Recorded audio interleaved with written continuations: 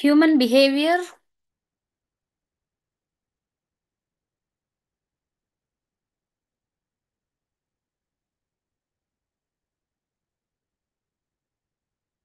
Yeah, right.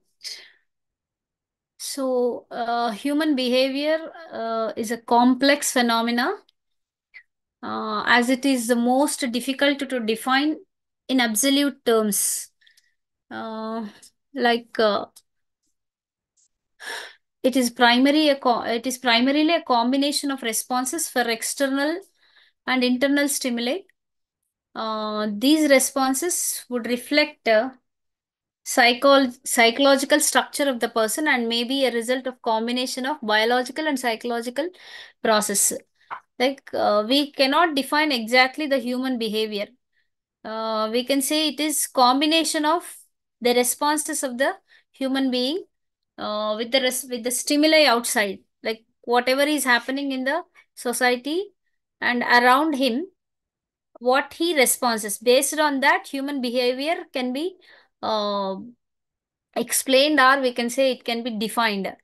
So it is a system by which a human being senses external events and influences, interprets the responses with an appropriate manner, and learns from the result of these uh, responses.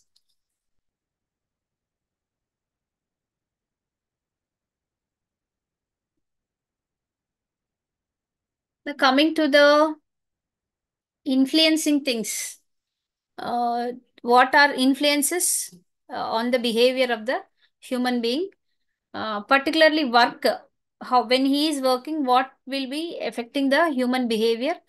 Let us see some of the perceptions of these influences.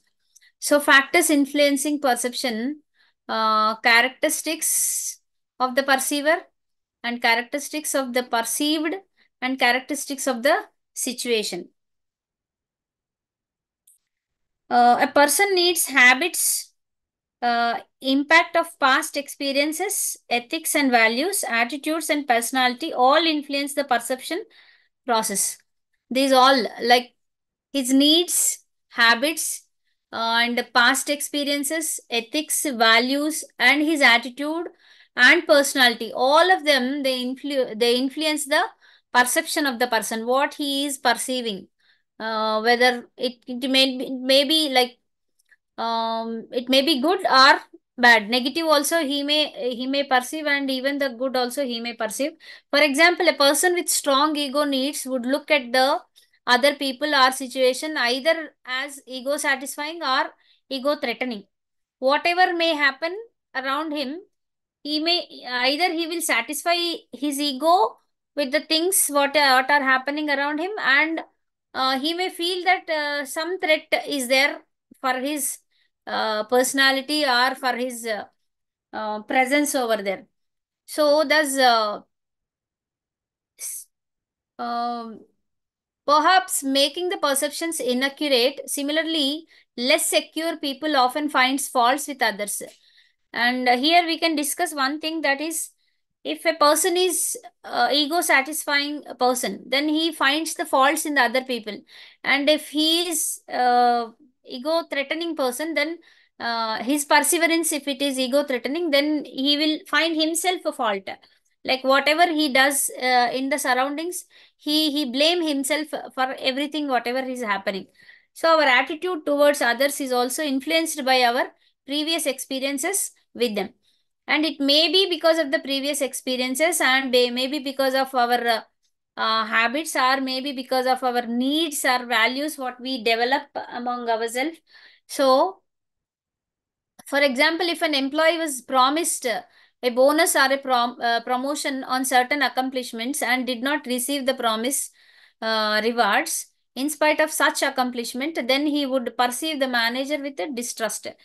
So one situation here it is discussed, that is, a person who is promised with certain increment or a bonus, let us say. So if he is not given that, then he may not trust the manager anymore. And then characteristics of the perceived.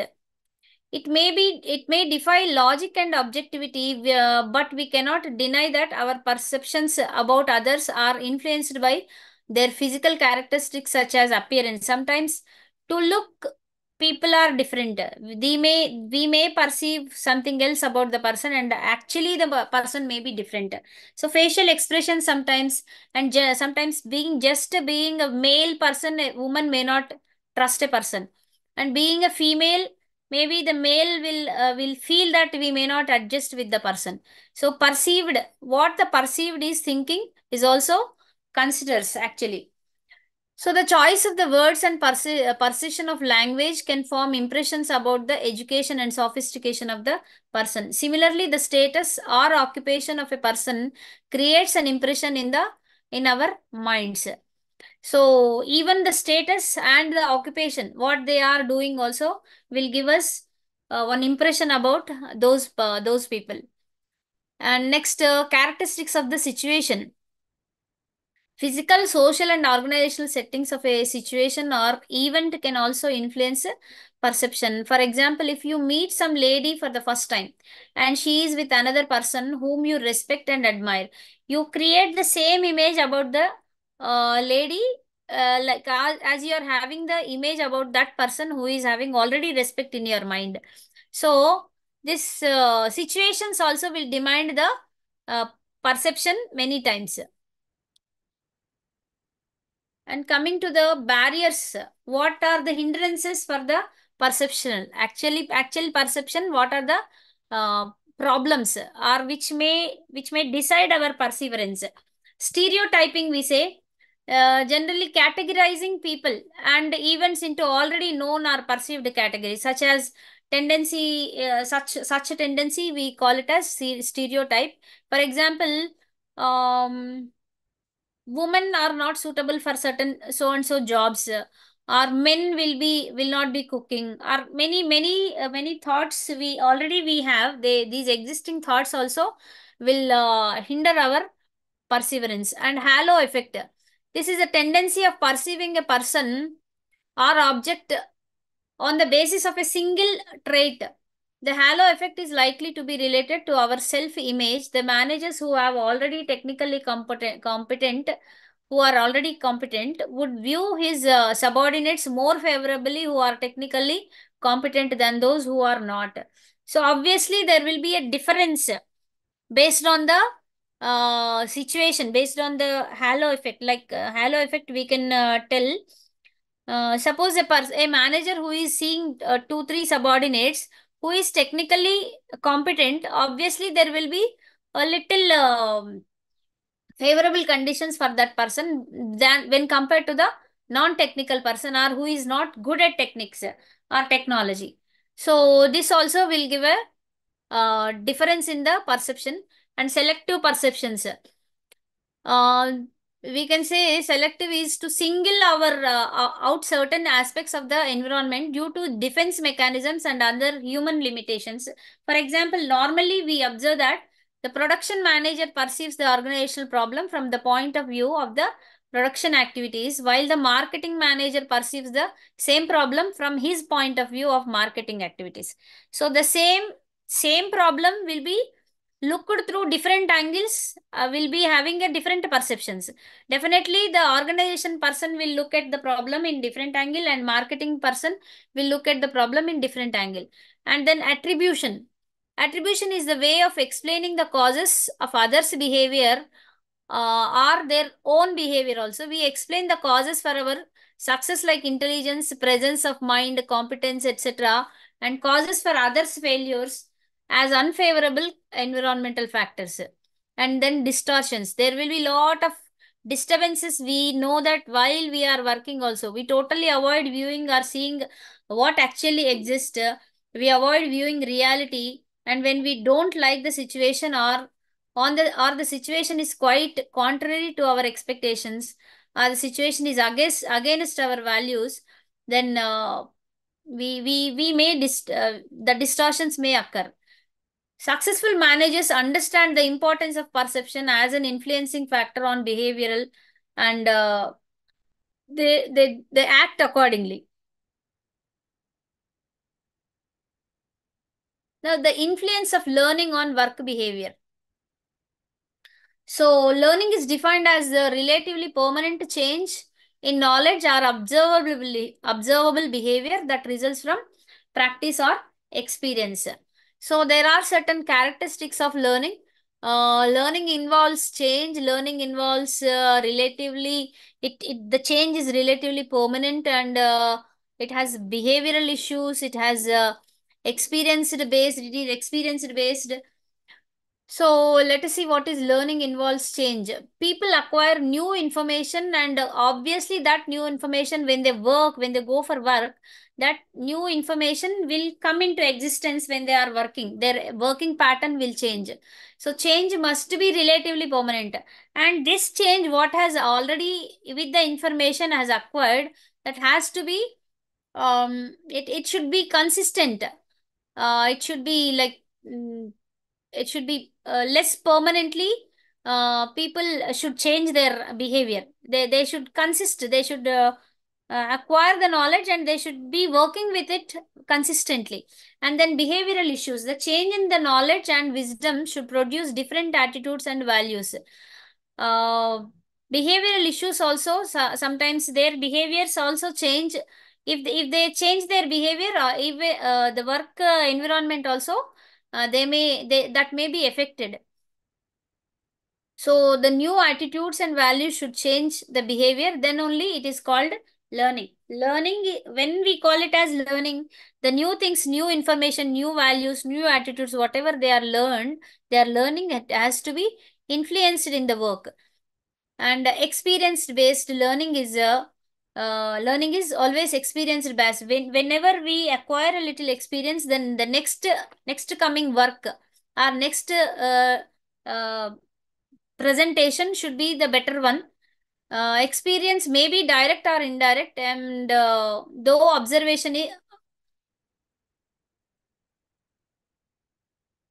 um, so learning is based on experience. Experience may be direct or indirect, personal through observation or outreading. So theories of learning we have to discuss. Operational conditioning. Um, this emphasizes that learning occurs as a sequence of behavior that is response and stimulus. Employees work for more hours to get more salary or more um, bonus or extra incentives they may get. For that, in that case, they may work with a little interest, or they may show interest, we can say. So apparent conditioning is more relevant to human learning than classical conditioning.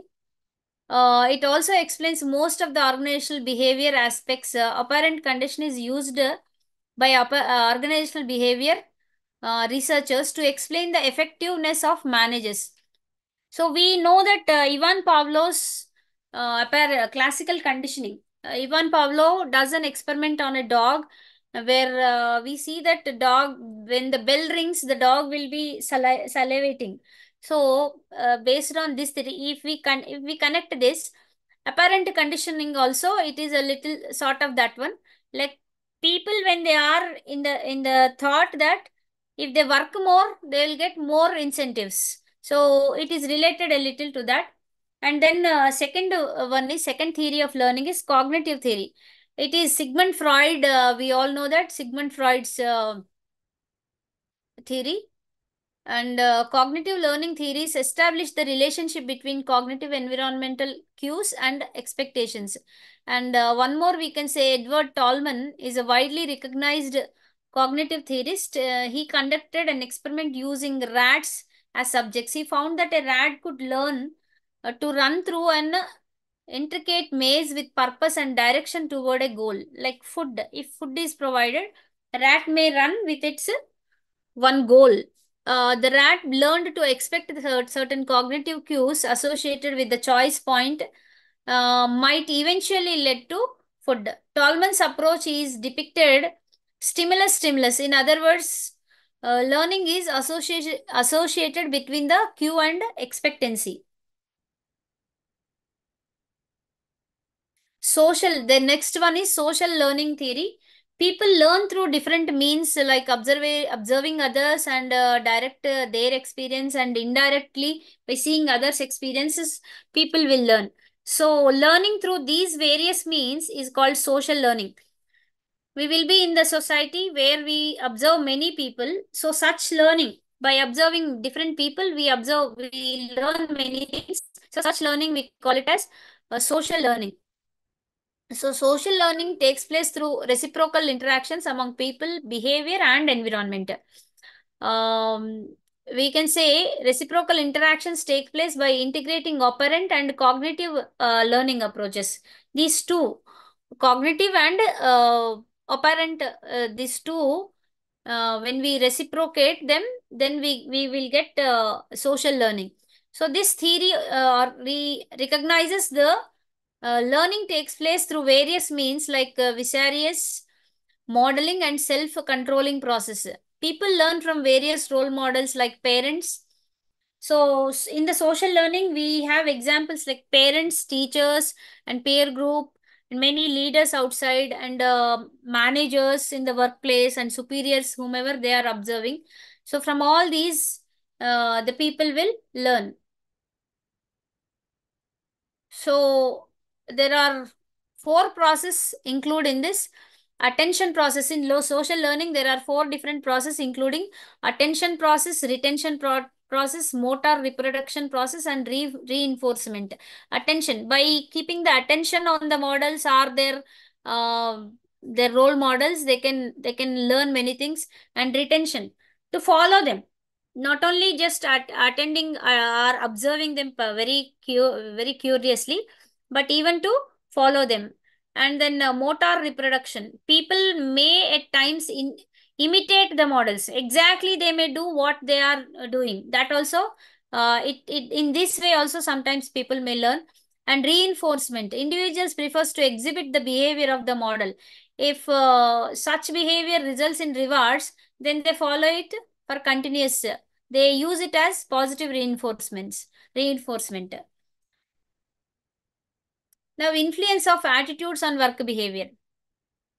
Till now we discussed about perceptions, and after perceptions, now we have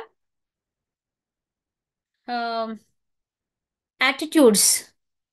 Attitudes, how they are going to affect on work behavior. Let us see. An attitude is a mental state of readiness, learned and organized through experience, exerting a specific influence on person's response to people, object, and situations with which is related. Attitudes are understood as the beliefs, feelings, and actions, tendencies of an individual or group of individuals towards objects, ideas, and people. There are certain important implications for the managers while observing the attitudes of the people. The attitudes refers to feelings first, and their beliefs. The individual's beliefs are group of people's beliefs. These feelings and beliefs define one's predisposition towards given aspects of the work. And then attitudes endure unless sometime something happens. For example, if someone transfers to day shift, his attitude uh, may be positive. He may become positive. So when compared to the harder work or a little tough work, when it is changed to the easy one, obviously the attitude will change. Attitudes are organized and rare core to an individual. They are organized already in the individual. The observation by the manager is very keen. It should be very keen. All people, irrespective of their status and intelligence, they will have attitudes. Everyone has attitudes about many things. These are not necessarily a bad thing. Actually, attitude need not to be a bad thing. Uh, it can be in any person.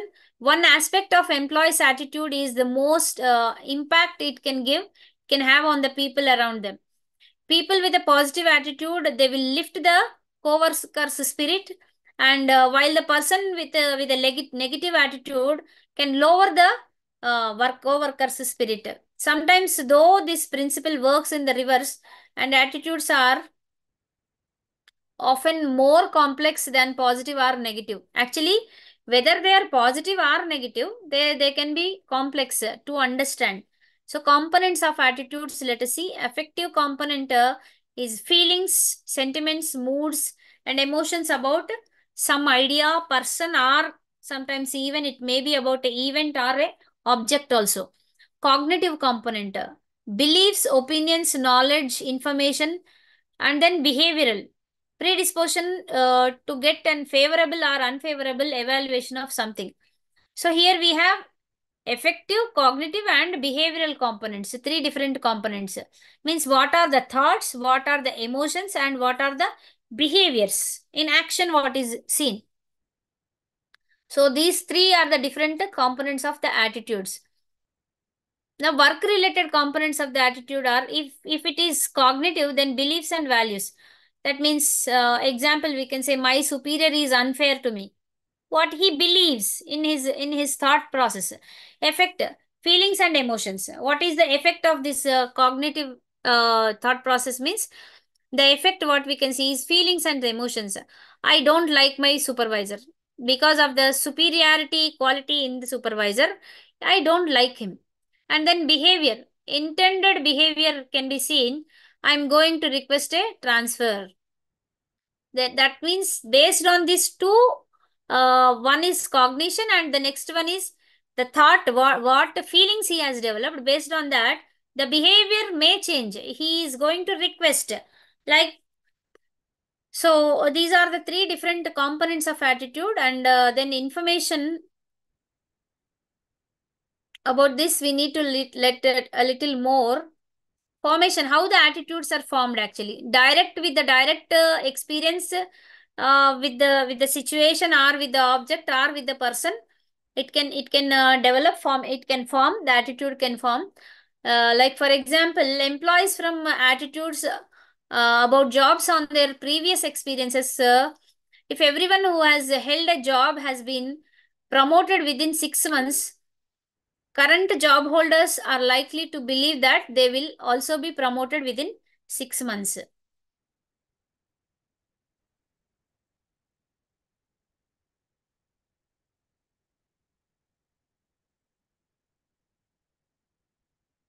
Just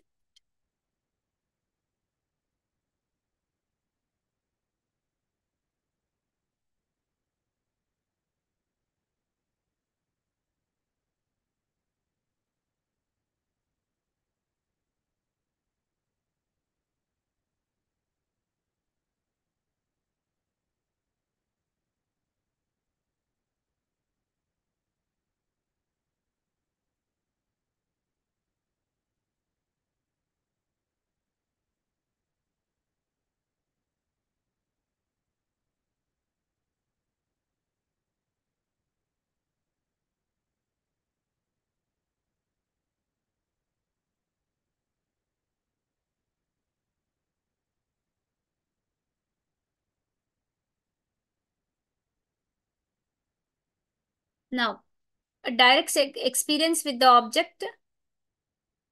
If everyone who has held a job has been promoted within 6 months, then the other people also will expect the promotion within 6 months.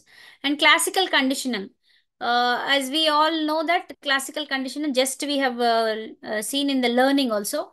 So classical conditioning is with, by expecting something, the people will be performing a little, uh, they will show a little good or quality or improvement in the work by expecting something. Like a dog, when it will be seeing the when it listens the bell, it will start salivating.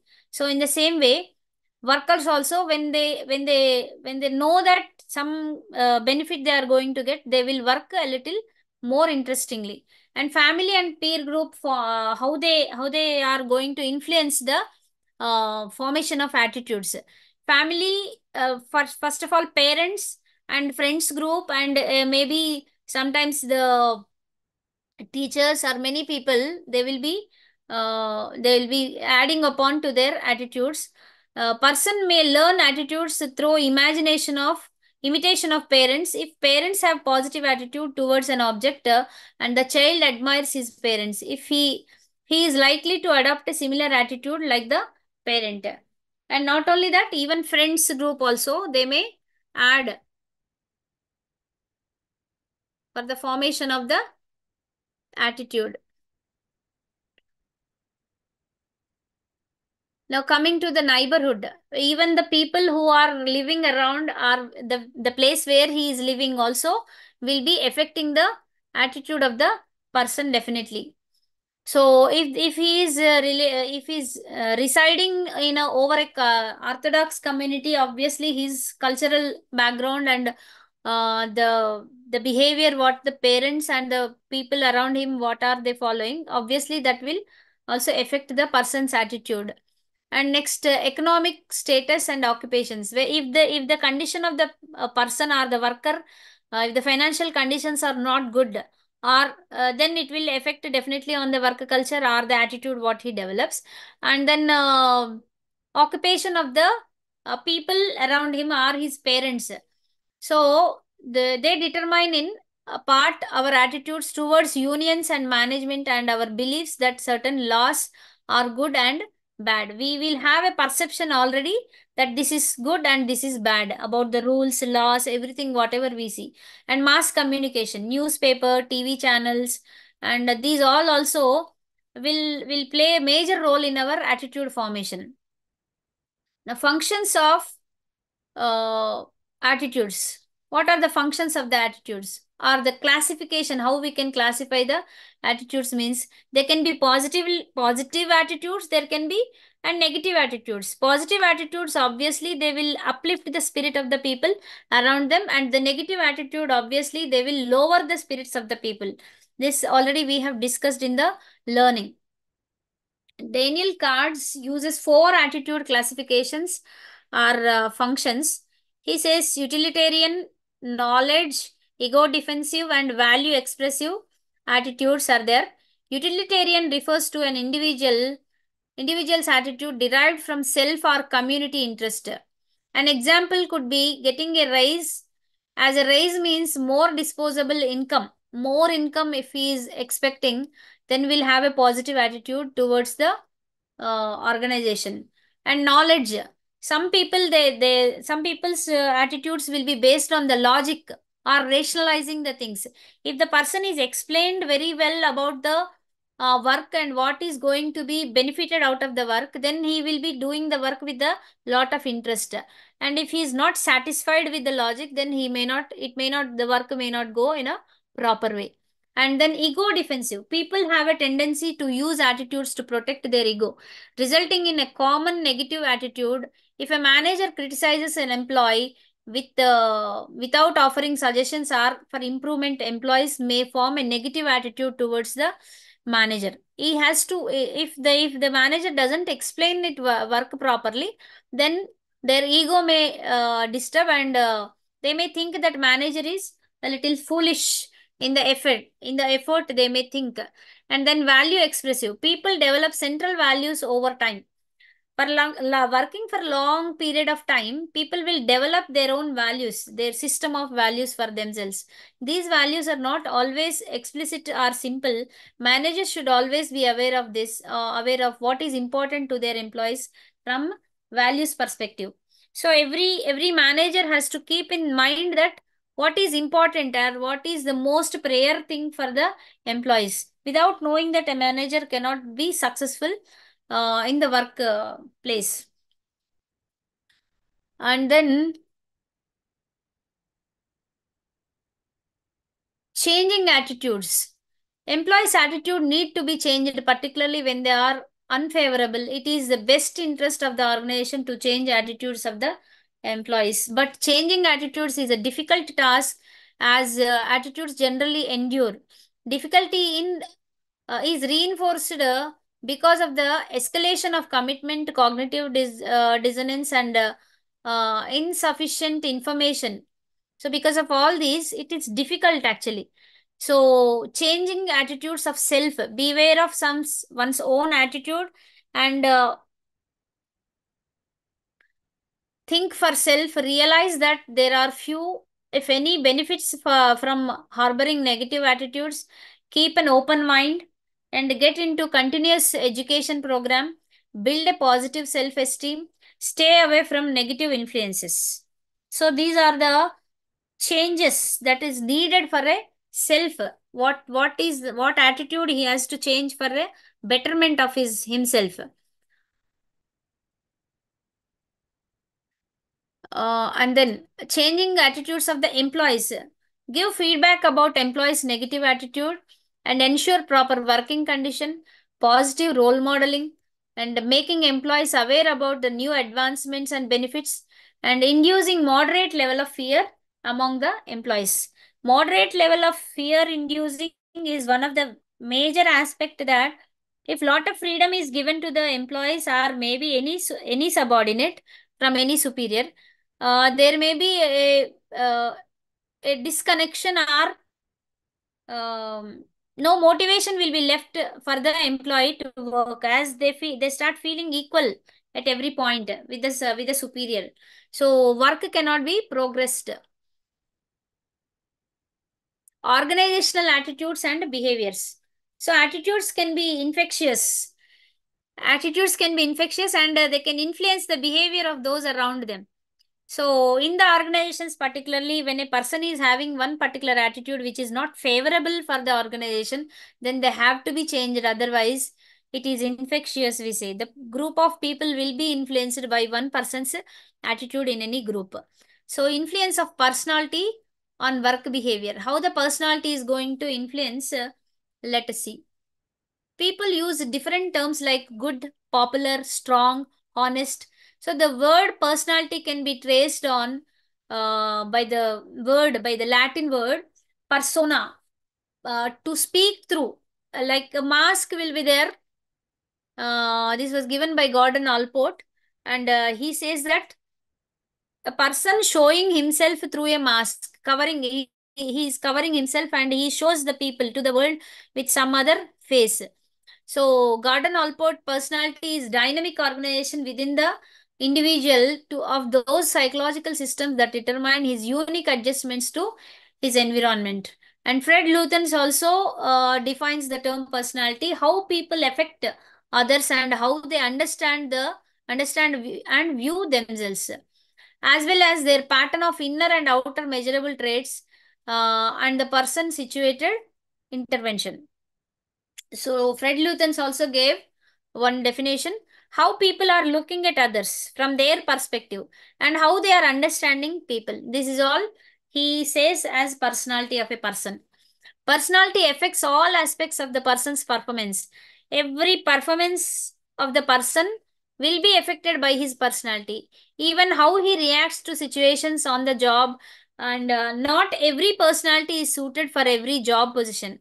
Actually, the person having low self-esteem and low confident levels, all these things may not suit for a manager position. So every position, every personality does not suit every position in the job. So it is important to recognize the personality traits before giving a job or before selecting a person for one for any of the position. Determinants. What determines the personality? One is heredity. The genes definitely will be giving a lot to the personality of the person, how he look, whether he's short, fair, or having good health, and whether he is a patient person or quickly irritable. All these things comes from the heredity. And culture, where he is born and brought up, that also will influence the personality of the person. And family background, whether the family is orthodox family or a well developed and educated family, or socio-economic status, if the family background is very poor in the society, then also that will affect the personality of the person. And experiences in life, what he has experienced, whether he faced any mistrust in the life or misery he faced, and whether the person was brought up in a generous thing, or he's having a high esteem or low self-esteem. All these things, experiences of his own life, will lead to the personality of the person, how he develops a personality. Now we have different theories of personality. We have Rogers' self theory of personality, and then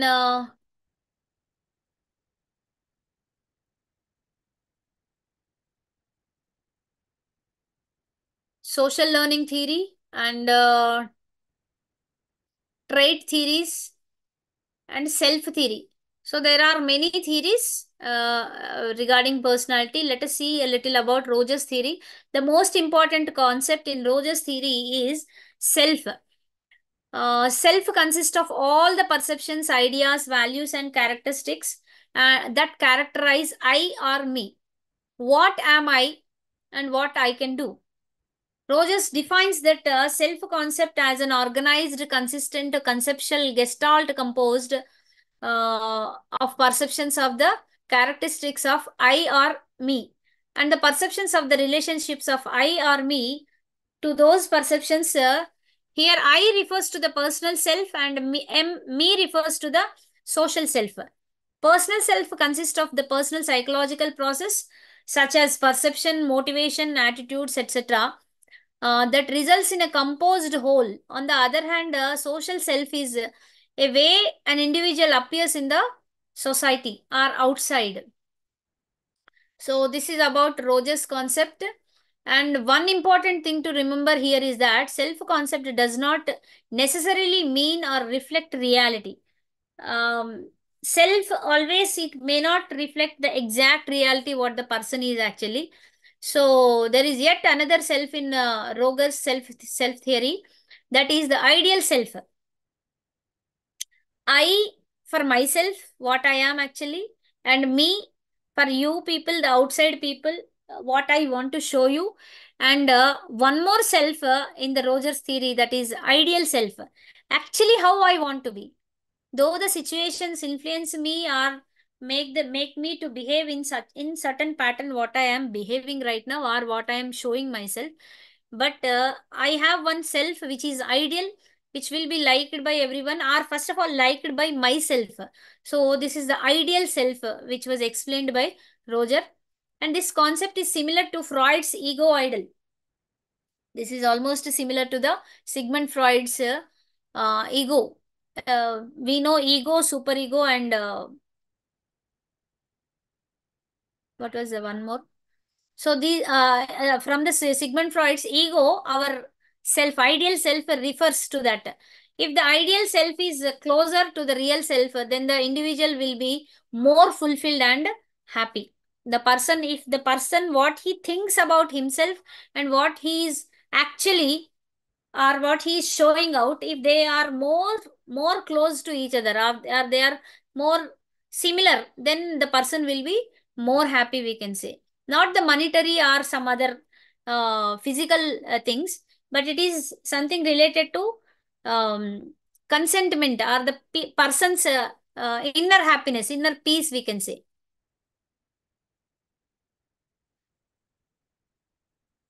So in this chapter we have learnt uh, something about learning and perception, factors influencing the perception, and what are the characteristics of perception and the barriers of the perception. Then influence and what is learning we have seen, and characteristics of learning, what factors influence the learning, and theories of learning. We have seen operant condition and cognitive theories, social learning theories of learning. So all these, and then influence of attitudes. What is attitude we have seen? What are the factors influencing the attitude we have seen? What are the components of attitude we have seen? And then how the formation, how the attitudes are formed, what are the affecting things which makes the attitude to form in a person, like neighborhood, parents, mass communication, everything, how they affect the formation of the attitude in a person, and what are the classifications of attitudes we have seen, and influence of the personality. What is personality? What makes a personality, and what are the influences over the personality? And different theories of personality we have discussed, and we discussed what are the determinant factors of personality. Like again, here also we have seen heredity, culture, and family background, experiences. All of them, they add to the personality. These all things we have discussed today. So we can expect questions like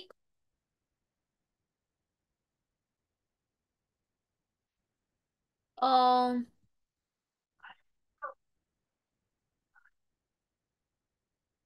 Explain the determinants of personality and explain about learning and various approaches to personality and what are the various theories of learning and various what is attitude, describe attitude and what are the functions of attitude and perception. We may expect a question even on perception. So this is for today. In the next class, that is tomorrow, we'll discuss about the next unit. Uh, so thank you for today.